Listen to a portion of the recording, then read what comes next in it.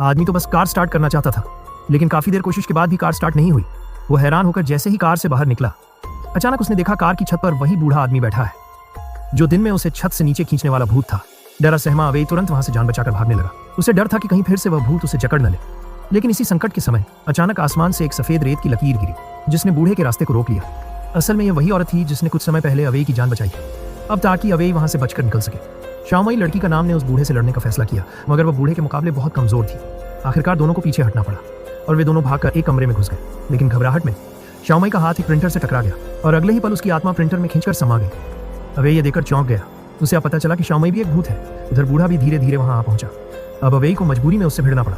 इस संघर्ष के दौरान उसे अचानक पता चला कि वह बूढ़ा भूत बिजली से डरता है। तुरंत उसने एक वैक्यूम क्लीनर उठाया और बूढ़े को उसमें खींच लिया। फिर करीब 2.5 मिनट तक लगातार उसे झुलसाने वाली गर्मी में झोंक दिया। आखिरकार बूढ़ा जोरदार धमाके के साथ उड़कर परलोक से धार गया। अब अवेई को समझ आया कि हालांकि शाओमई एक आत्मा है, लेकिन उसने कभी किसी को नुकसान नहीं पहुंचाया, बल्कि कई बार उसकी जान ही बचाई है। धीरे धीरे अवेई के मन में शाओमई के लिए प्यार पैदा हो गया और दोनों ने एक प्यारी सी शादी कर ली।